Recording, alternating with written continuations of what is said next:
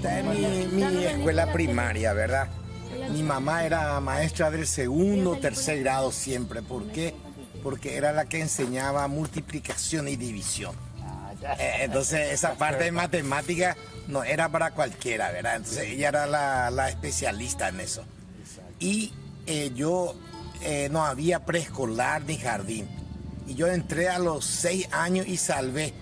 Pero no me podían inscribir en el segundo grado porque estaba prohibido. Sí, tenía que tener la edad. Tenía que tener la edad. Entonces tuve que repetir el primer grado, ¿verdad? Ahora, vos naciste ya en Quindío, Yo ¿verdad? nací en Quindío, ¿verdad? Tanto mi papá como mi mamá son de Costeirala. Es una compañía de Quindío que está hacia Ibicuí. Y le trasladaron a mi mamá a la ciudad. Acá. Y vamos a visitar después la casa de mis padres, ¿verdad? Y mi papá hizo los ladrillos. Él mismo hizo, siempre nos contaba con alegría y orgullo que él mismo hizo los ladrillos, etcétera, para la casa. Acá mi papá tuvo un viñedo, pero se enfermó mi mamá y le hablaron mal, que era malo para la salud. Sí. Por la diabetes, ¿verdad? De mamá, de que se coma uva. Entonces arrancó todito mi papá. ¿Este mangal ya existía? Este ya existía. Aquí también, ¿verdad? Y acá estaban 2 plantas entonces de aguacate, me acuerdo muy bien. Entonces acá naciste. Acá naciste. Y otra cosa se conserva, ¿este era un pozo? Este era un pozo. Es todavía, hasta ahora sacan el agua, ¿verdad? Y estaban mirando adentro. El culandrillo ya también, y sacamos, esa es una hojita para el tereré. Tenía un gusto y un olor muy bueno, ¿verdad? Le cambiaba totalmente. Presentaron a tu hermano. Bueno, Edgar es en el número 6. Número 6. 6. No, 7. 7. Nosotros somos 9 hermanos, ¿verdad? Y Edgar es... le sigue los pasos, ¿verdad? A mi papá, él es un líder de la comunidad, se mueve, le conoce a la gente le conoce a él es servicial. ¿Y por qué digo eso? Y te quiero mostrar, cuando nosotros éramos niños, mi papá era el presidente municipal y la gente venía a la madrugada y acá tocaba la puerta para la ayuda. Este era un parto difícil que tenía que conseguirle un vehículo o algún otro problema. Entonces, o acá o en esta puerta venían y tocaban la gente. No había timbre, no había electricidad. Cuando yo me fui de Quindío no teníamos todavía electricidad. Entonces la noche era oscura y a veces teníamos que ir a comprar algo y con mucho temor entre dos, con Clemente nos íbamos a comprar las cosas. Lámpara en boquilla. Sol de noche. Sol de noche. Sol de noche se tenía.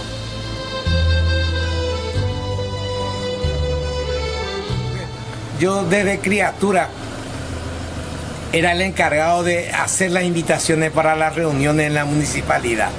Entonces me iba en mi bicicleta, le hacía firmar a cada miembro y volvía, ¿verdad?, ya con la firma de todos para que asistan a las sesiones. Ese era uno de mis trabajos.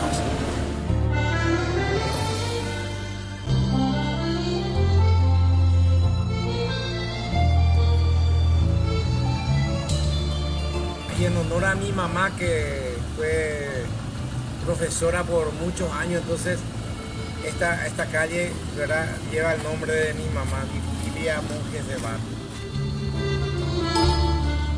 Mi papá vivía todavía, quedó viudo, ¿verdad? Y tuvo el honor de inaugurar el nombre de mi mamá por esta calle que pasa, ¿verdad?, con gran orgullo para él, ¿verdad? Y estaba la huerta. Estas 6 aulas nomás eran, ¿verdad?, del primero al 6º grado. 3 hacia acá y 3 al otro lado. ¿Y se conserva la casa original? Esto es igualito de como estaba como antes. yo Lo que se le construyó una conocí, ¿verdad? parte nueva donde estaba la puerta. Aquella parte sí estaba el cimiento. Sí. Y nunca avanzaba la construcción, entonces era la huerta, porque en aquella época había un programa, 4P, ¿verdad? Algo así, ¿verdad? Y fomentaba la huerta. ¿Pero te acordás algo de aquella época? ¿Era muy chico? Era chico, pero éramos muy cabezudos. Lo que me acuerdo es hasta el nombre, se vacunaba en la escuela. Tengo hasta ahora la cicatriz acá. Sí. Y así, ¿qué pasaba? Yo no me quería vacunar, ¿verdad? Y me escondía. Y mi mamá me tenía que hacer buscar por José María Irala, hasta ahora me acuerdo de él. Para que me agarren, ¿verdad? Y me traigan para la vacunación. Perfecto. Y otra cosa también que me acuerdo muy bien, salía de mi casa bien, el hijo de la profesora, con zapatos, etcétera, pero apenas salía, ya me sacaba mi zapato. Era más cómodo descalzo, ¿verdad? Y por eso antes tengo el pie bien ancho.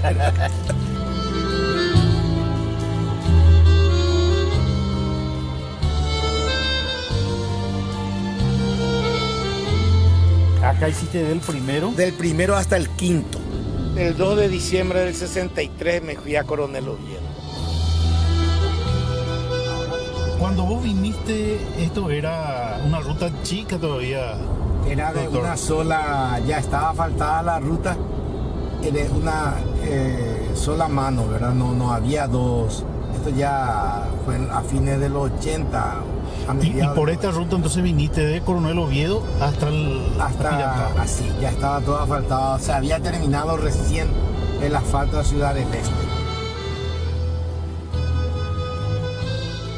Yo era apenas un niño, tenía 11 años cuando vine, ¿verdad? Y primero estuve en otro colegio salesiano en Coronel Oviedo y después vinimos a Pacaraí. Hiciste una especie de ingreso ahí. Hice una especie de ingreso donde era muy importante ya en aquella época el castellano y las matemáticas. Teníamos que pasar un riguroso examen y el que no pasaba ya no podía seguir el sexto grado. Después de algunos días o semanas mi mamá le envió a mi papá para que vaya a traerme. A llevarme otra vez a Quindío. Y dice que me vio tan bien que yo estaba jugando, integrándome, que no se animó a traerme otra vez a Quindío. Pero fueron 6 años maravillosos. Desde el sexto grado de la primaria hasta el quinto curso.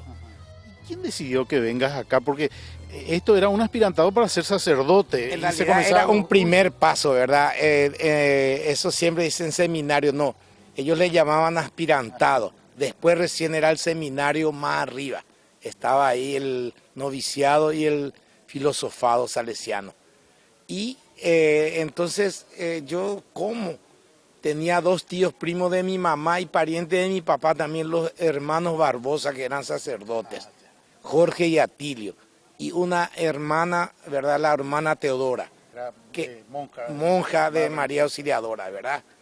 Y el padre de criatura ya se iba a hablarle a mi mamá, ¿verdad? Para que venga al colegio, Yo era el mayor de los varones y bueno, me acuerdo bien, me habló mi papá, que iba a ser muy importante para mí. O sea, veían como algo importante que iba a suceder en mi vida si yo decidía venir.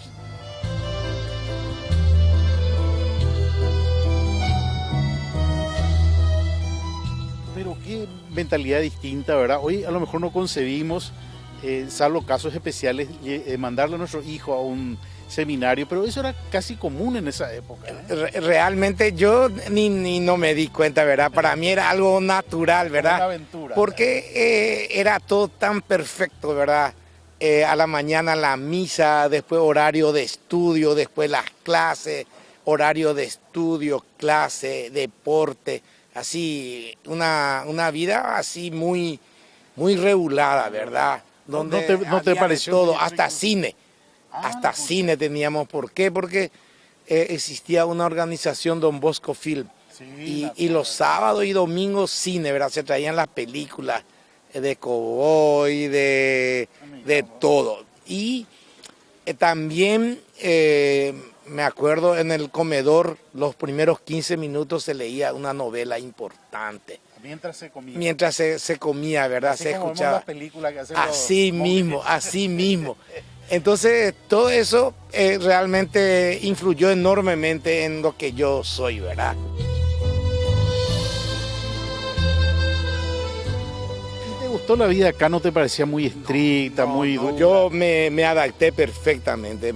Era para mí algo extraordinario. Iba con mi manera de ser, practicaba deporte, fútbol, básquetbol. Yo jamás había visto básquetbol en Quindío. Claro, no había. Y bueno, los libros. Claro. Te gustaba mucho leer. Me gustaba ¿Fuiste mucho encargado de leer la y biblioteca? fui encargado de la biblioteca y no sé por qué, porque el otro grupo hacía música y muchos de los que hacían música salieron excelentes músicos. ¿Por qué? Porque nuestro director de música era el padre Pedro Bienma, Gran personaje gran persona parte de la música y de la educación paraguaya. Y también nuestro profesor de literatura, él el que nos inculcó a leer, y a ver jovencito, a ver jovenzuelo. Y teníamos que, por ejemplo, una poesía y uno decía una parte, el otro tenía que seguir. Bueno, casi saliste actor. O sea, hacíamos teatro también, todo, de todo un poco. Y, ¿Y por qué me dijiste? Y había una frase favorita del padre: qué descansada vida de los que siguen la escondida senda por donde pocos sabios han ido. Creo que de Fray Luis de León. Ahora, Era una de sus frases favoritas.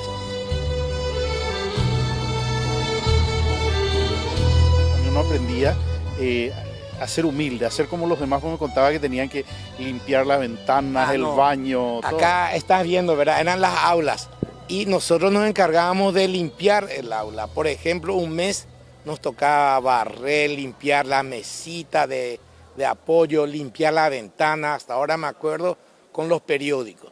Y el siguiente mes éramos marineros de agua dulce. El baño. Y el siguiente mes limpiábamos el dormitorio.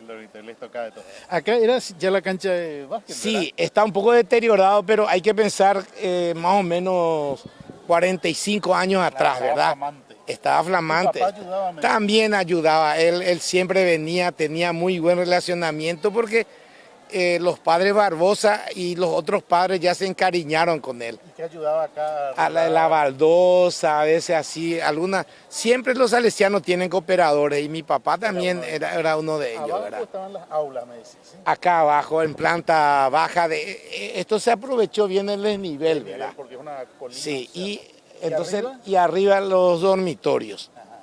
Y después, acá al otro lado había una capilla, abajo me decís. Abajo había una capilla más chica y esta iglesia es más nueva, Y ¿verdad? después, aparte de eso, me contabas que iban a recorrer, jugaban a la siesta en los mangales, ¿no? Solamente Así acá, mismo, ¿verdad? no solamente acá, allá un enorme mangal. Y para el verano, para el calor, etcétera, eso era especial, ¿verdad? Después de almorzar, antes de venir a la segunda parte del estudio, nos íbamos a jugar juegos que se llaman Guerra Paraguaya, Guerra Boliviana. ¿Y para qué era eso? Y en general decían para no tener malos pensamientos.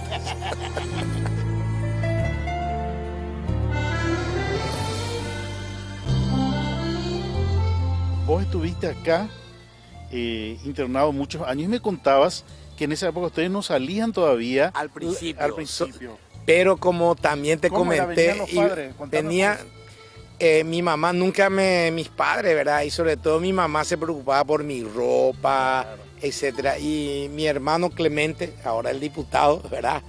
Mi hermano Miguel, me venían y me traían mi ropa. Y siempre lo que le llaman en la campaña el portillú, ¿verdad? Portillo. Bueno, El y Chechipa. existía la leve sospecha, como hay un largo caminar acá entre la ruta y el colegio, que una parte del portillo ya no me llegaba. ya no.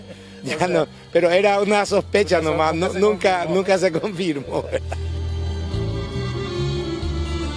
¿Qué es lo que más recordás de este lugar? Algo que te... Yo creo que pasé momentos maravillosos, ¿verdad? Y sobre todo que me fui con una base personal, digamos, intelectual. Pero en muchos aspectos era muy difícil de congeniar con la vida que se lleva afuera. Y yo creo que eso mismo en cierta medida la Iglesia Católica ha sufrido las consecuencias, ¿verdad? No vivíamos la realidad de la vida, no existía lo otro. Era un poco una especie de paraíso. Así mismo, era una especie de paraíso, ¿verdad? Estaba todo bien organizado, pero no se convivía con la realidad. Por decirte, no vaya a pensar que me burlo. En los libros donde aparecía la figura de una estatua de mujer o una foto de mujer, le pegaba, se tapaba. Y era una realidad, te iba afuera y existía esa persona, ¿verdad? Sí, o sea, muchas otras cosas, ¿verdad? Y muchas otras cosas que no eran reales, ¿verdad? Pero era algo para un jovencito, ¿verdad? Era algo maravilloso, estudiar, leer, practicar deporte.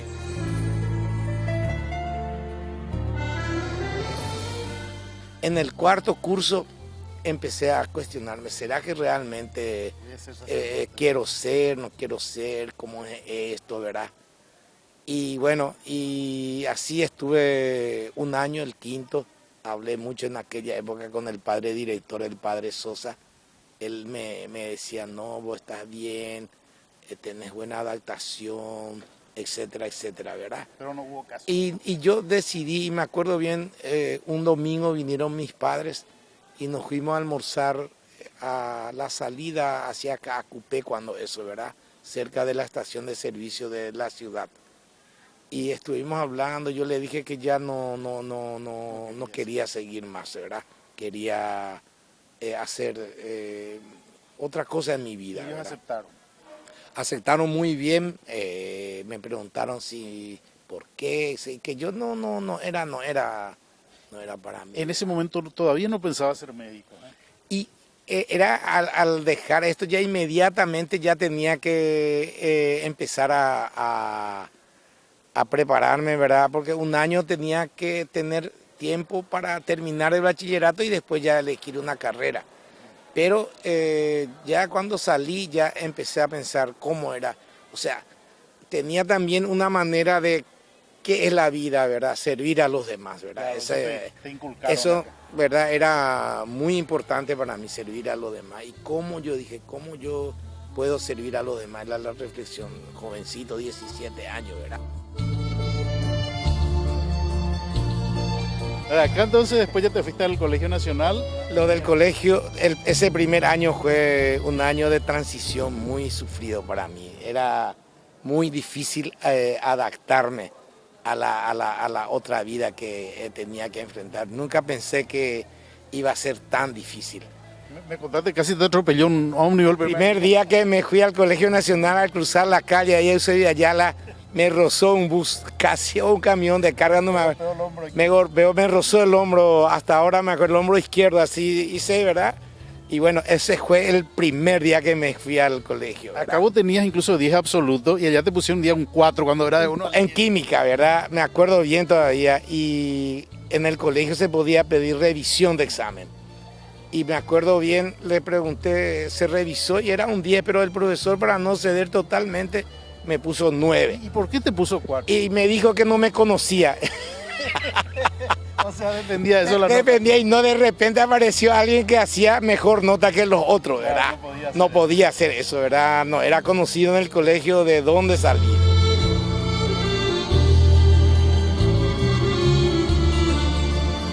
Vino tempranito el día que empezó el examen de ingreso el profesor Latorre, era, cuando el profesor Latorre cruzó enfrente, le habla a mi papá y le dice, si el domero le dice, si estudió va a ingresar, si no estudió no va a ingresar. Cortito nomás.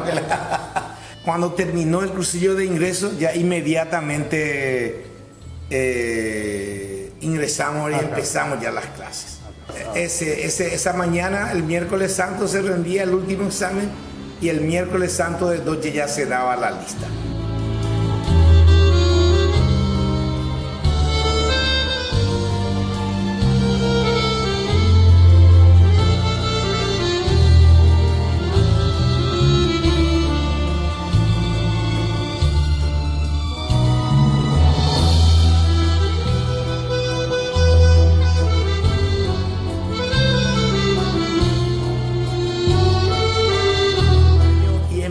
internado y al otro lado estaba la segunda cátedra, Sí, donde un hice hospital. un año de residencia. Y inmediatamente después de la residencia ya fui instructor Ya. de los alumnos del cuarto curso. ¿Y cuánto tiempo tuviste antes de ir a Bélgica? Y 3 años. 3 años. 3 años. El profesor Ávila, cuando eso, había vuelto hacía unos años y él había estado en Leuven y tenía muchos amigos allá. Entre ellos el jefe de ginecobstetricia, el profesor Brosens. Y me acuerdo bien, una siesta nos fuimos con él y le llamó al profesor Brosens. Le dijo, acá Laurentino está bien preparado, se quiere ir a... Y me dice, te vas a ir entre los flamencos, me dice, es más difícil, pero vas a aprender más. Ahora, ¿vos qué especialidad hiciste? Y yo hice medicina interna y allá Interna. directo ya me fui a cardiología. A cardiología. Pero un mes y medio me dediqué de mañana, tarde y noche al idioma. ¿Qué idioma hablan ahí? El neerlandés, que es el mismo idioma que hablan en Holanda. En Holanda. La parte norte de Bélgica, de los 11, 12 millones de habitantes, 7, 8 millones hablan el neerlandés como los holandeses. Es un idioma complicado, ¿no? Un idioma complicado, es una lengua de raíz germana. Germano. Sí. Entonces, ¿tuviste cuántos años ya? Y bueno, en esa primera etapa estuve 5 años, desde fines del 79 hasta fines del 84. Y allí hice mi especialización y hice mi doctorado en cardiología. Exacto. ¿Te olvidaste de hablar castellano? ¿No? Bastante a veces, ¿verdad? Por ahí yo recibí una llamada y enseguida se notaba que hablaba castellano, ¿verdad? Pues me decían, qué gusto darte a escuchar cuando hablas en castellano, me decían. Y al volver te reincorporaste. Me reincorporé, pero como ya había muchos cardiólogos en la segunda, me reincorporé a semiología médica. En esa época estaba la facultad acá y el hospital también. También ¿Y todo. fuiste profesor también? Después en el 88, yo me reincorporé en el 85 y desde el 88 que soy profesor. En el 91 realizamos un congreso de cardiología y vino mi promotor de tesis y nosotros estábamos atrasados en la parte intervencionista y él me dice, yo creo que vos tenés que irte otra vez 2 años, me dice. Ah, volviste ahí. Y nos fuimos otra vez con Rodolfo, Gisela y Leticia 2 años. No la escucha. Y yo le dije, justo no sé, en estos días le comenté, le dije a ellos 50% por usted y 50% por mí, le dije. Claro. ¿Y por qué eso? Porque nos fuimos el 22 de agosto, llegamos el 23 y el 1 de septiembre tenía que empezar ellos la escuela Sí. sin conocer ni una palabra del idioma. ¿Cómo aprendieron? Y aprendieron, ¿verdad? Pero la que primera se adoptó es Gisela, la segunda. El 21 de septiembre, reunión de padre, ¿verdad? Ahí me fui, no era reunión de madre, solamente me fui, ¿verdad? Y nos dice el profesor, le cambiamos a Gisela al grupo B, pero le tuvimos que traer otra vez porque sin entender nada, hace todos los ejercicios más rápido que los otros. Ah, mira. O sea, los números de ella... No tenía problema. Sí. Su abuelo, ¿verdad? Materno, ¿verdad? Sirio libanés. Bueno para los negocios. números para ella era así, Era fácil. sí. Y Y vos- Rodolf enseguida aprendió y hasta ahora habla el neerlandés No, también. ya no tiene Él hizo el practicar, quinto y no. sexto Bravo. grados. ¿Y qué traté? De ahorrar y el profesor, mi jefe, me daba los sábados para ir a enseñar ecocardio. Toda la recaudación de ese día era para mí. Claro, Así, fuiste. y además de mi sueldo, de lo que me pagaban, ellos me pagaban la casa. O sea, en ese sentido me dieron toda la ayuda y yo pude ahorrar y cuando vine traje varios equipos cardiológicos que no se contaba acá En así ese juntos, momento, sí. en conjunto. Y ahí comenzaste entonces y la ahí medicina empecé privada.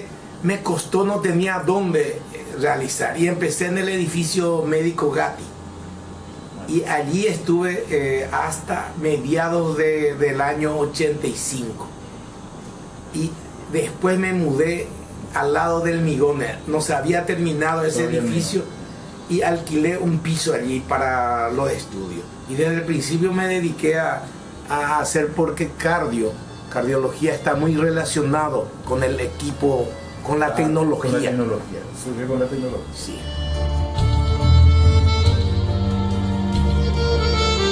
Usted estuvo, después de venir de Bélgica, varios años trabajando en el hospital y en la facultad. Así mismo. ¿Después de cuántos años que usted llega al decanato? Yo quería ser decano más o menos hace 10 años. No porque iba a cambiar mucho ni nada por el estilo. No me considero para nada alguien en un salvador. Sino lo que me di cuenta que se podía hacer mejor algunas cosas. Claro. Nada más que eso. Pero en 2 oportunidades perdí en las elecciones. Exacto. Entonces no pude acceder a ese cargo. ¿Se accede a través de elecciones? A través de elecciones, primero del Consejo Directivo, para el Consejo Directivo y también después para elecciones de la facultad. Ya.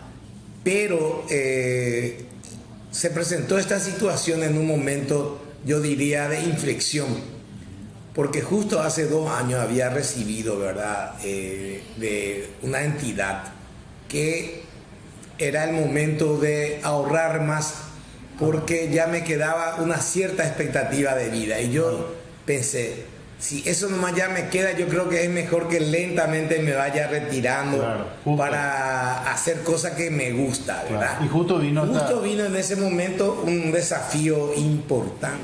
Y usted también. Entonces, les quería mostrar cómo estaban en el aula.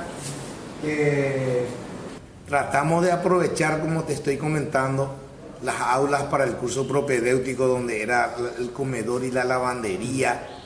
Allí están las aulas para 80 alumnos. Recuperamos totalmente la arquitectura de los años 40, ese maderamen que se entrecruza, etc. Y la otra vez el profesor Jorge Coda me comentó que su papá era decano en ese momento, cuando se hizo esa parte. Y lentamente abajo de esto estamos recuperando para el primer año, porque cambiamos después de 60 años nuestro currículum de la facultad para lo de medicina. Y se necesita aulas más pequeñas para tener más contacto con el supervisor, etc. No tener tantos alumnos. Así mismo. Y se está preparando todo abajo. Está terminando. Y antes era semiología médica, que también internaba 40, 45 pacientes, pero se fue achicando, ¿verdad? Claro. Y ahora en Clínica San Lorenzo tienen 30, 34 camas. Ahora, ¿qué está acá? ¿Qué curso de medicina? La parte de ciencias básicas, del primero al tercero. Al tercero. Ciencias básicas se llama eso, ¿verdad? O sea, toda la parte donde nos trata mucho todavía. ¿Y en el hospital de clínicas qué hay? Y allí en el antiguo. Y en el antiguo, medicina familiar quedó acá. Ajá. ¿Por qué? Porque esta zona quedó desprotegida. Antes venían todos al hospital de clínica. Claro. Y para que no suceda eso, entonces quedó una parte. ¿Cómo se llama? Un barrio popular. Un barrio muy popular. Sí. Una parte. Tenemos un emprendimiento conjunto con el ministerio. El hospital de Quemado, el único en el Paraguay. Tiene 30 camas, tiene terapia intensiva, etc. Eso es nuevo, ¿verdad? Eso es nuevo, todavía no tiene un año. Ya. Y también estamos aprovechando la parte de tejidos, donde vamos a cultivar piel, óseo, en algún momento otros órganos para el trasplante. Está preparado para guardar. Si, por ejemplo, por decirte, se guarda hueso, se va cultivando, necesita un paciente y se le puede entregar eso. ¿Eso se está haciendo en este tiempo que vos estás...? Así, el año pasado inauguramos. Está el museo también. Y ese museo ya se inició antes de que yo sea decano. Claro, sí. Pero en gran medida se debe a la iniciativa de un profesor. Que guardaba todas las cosas, parece. Fue juntando, él le gustaba estas cosas. Y ahí vemos la historia prácticamente de la medicina de los guaraníes. Así mismo. Bueno, te das cuenta que la medicina tradicional sigue usando mucho las hierbas, ¿verdad? Los productos naturales.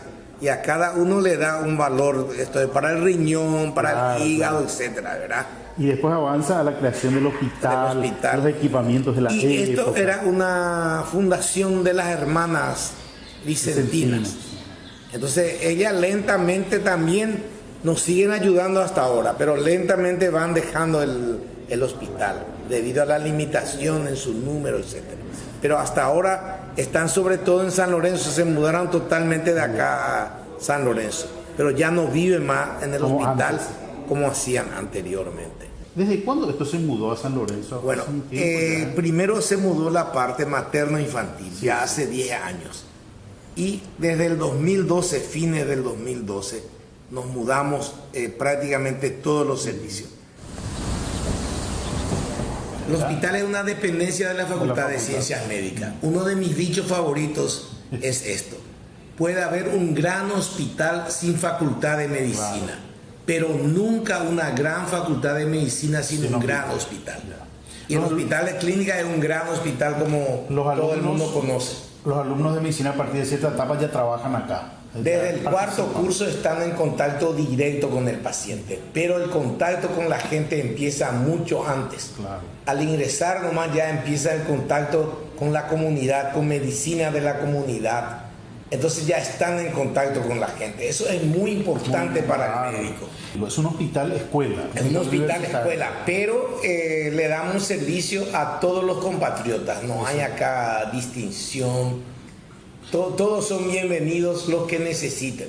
¿Estos 2 años qué tal le fue? 1 año y medio. 1 año y medio. Y de todo está tratando de hacer mejor lo que- sí. Por ejemplo,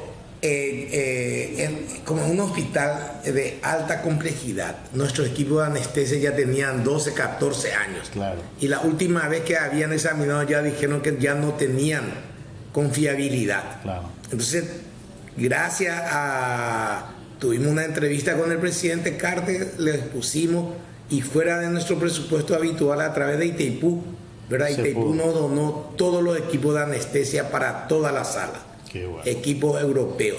Por otra parte, también nos donó 30 monitores multiparamétricos que controlan la presión, el pulso, la respiración, etc. Todo. Itaipú también. Se inauguró el albergue para la gente que viene del interior allá, Ah, mira. para 36 personas. ¿Por qué? Porque dormían en el corredor. Ah, sí. Es para los parientes. Para los parientes familiares. De los enfermos. De los enfermos. También se inauguró el albergue para los residentes que hacen más de 12 horas de guardia. Además de eso, como te comenté también, en un primer momento, 2 guarderías. Y ahora tenemos 4 guarderías prácticamente. Uno de ellos para aula, para enseñanza, para que no pierdan. Y pediatría le ponen los profesores, etcétera. O sea, no se le abandona en esa parte a los pacientes pediátricos en edad escolar. Eso es en relación a construcción. Además de eso, por primera vez tenemos el equipo de cateterismo cardíaco. Eso entró a funcionar hace pocos meses, en marzo más precisamente. Y ya se realizaron una gran cantidad de procedimientos. Stent, marcapaso, y también empezamos a hacer procedimientos pediátricos. Ya no se le opera en muchos casos a la gente que nace con un defecto del corazón. Claro, ya se usa a través del, Se usa a través del catéter. Entonces, en ese sentido también hubo un gran avance. También la gente de neumología tiene un equipo muy sofisticado, acá.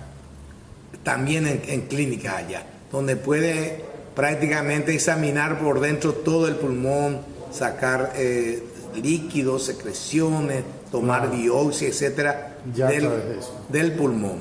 Eso es nuevo también. Y así mejoramos la parte de terapia intensiva, de pediatría, de neonatología y de adultos. ¿Por qué? Porque los equipos se desgastan, ¿verdad? Claro, Allí de 24 sobre 24 se pelean para entrar en la terapia de clínica. Primero, por ejemplo, lo que me suele decir el profesor Mir, neonatología recibe de todo el país los casos más difíciles y aún así tiene la menor mortalidad. Y en todo el hospital estamos tratando de cuidar la calidad. Claro. Hoy, comparado con hace algunos meses, se opera un paciente más por día en cada sala. Y eso a la larga es mucho porque mucha tenemos cantidad. 12 salas de cirugía. Muchísimo. Sí. Empezamos también servicios nuevos, cirugía torácica, cirugía vascular. Primera vez en la historia del Paraguay un servicio de cirugía plástica. Antes vamos a formar especialistas. Nuestro hospital se convierte en este momento, sin desmerecer a nadie, ni a ningún grupo, ni a ningún sanatorio en un hospital de alta calidad, de gran complejidad, que responde a las exigencias del paciente. Ahora, nuestro presupuesto no nos da para cubrir todo. Y yo les suelo decir a veces, ¿se te cobró por la cirugía? No. ¿Se te cobró por la internación? No. ¿Le pagaste al médico? No. Y porque compró suero se enoja.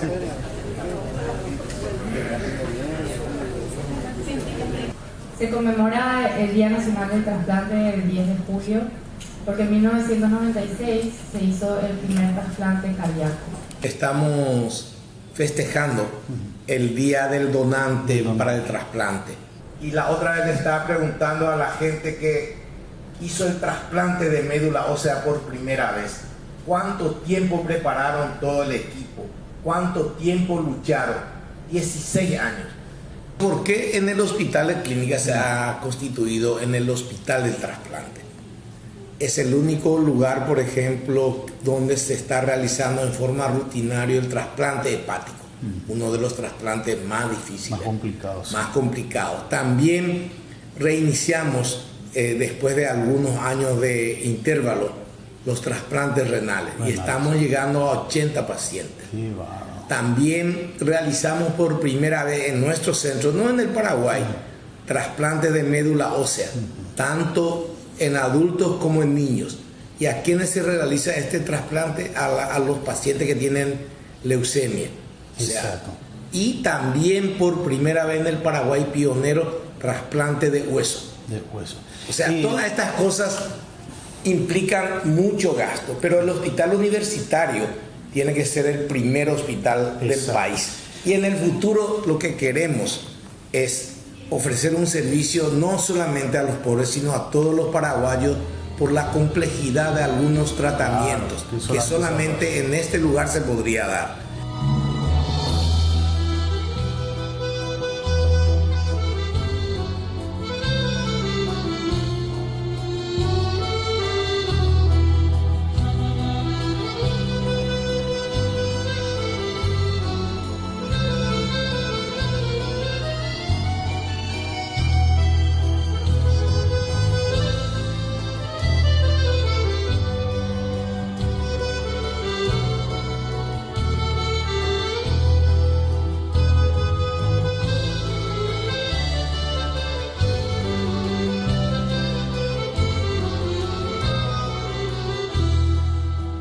Hola papi, feliz cumpleaños. Con este video quería desearte un muy feliz día, que estés pasando de lo mejor con nuestros familiares y tus amigos.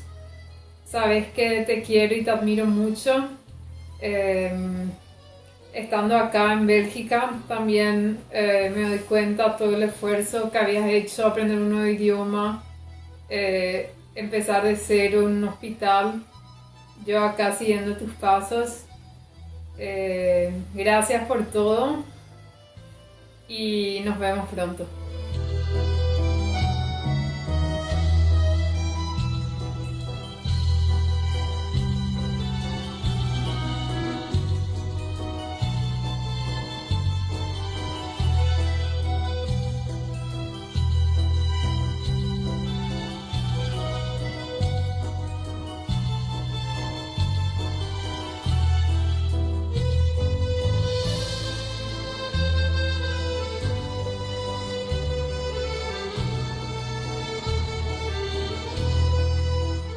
Feliz cumple, papi. Espero que pases un día excelente con la familia y con los amigos y que Dios te regale muchas bendiciones en este año más de vida. Gracias porque siempre desde chiquititos nos mostraste que cualquier meta, por más difícil que sea, es posible alcanzar si uno se dedica y trabaja duro para lograrlo.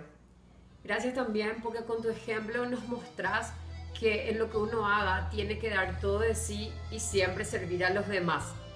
Salud por este día de hoy que es tu cumpleaños y salud por muchos más momentos que vamos a compartir juntos.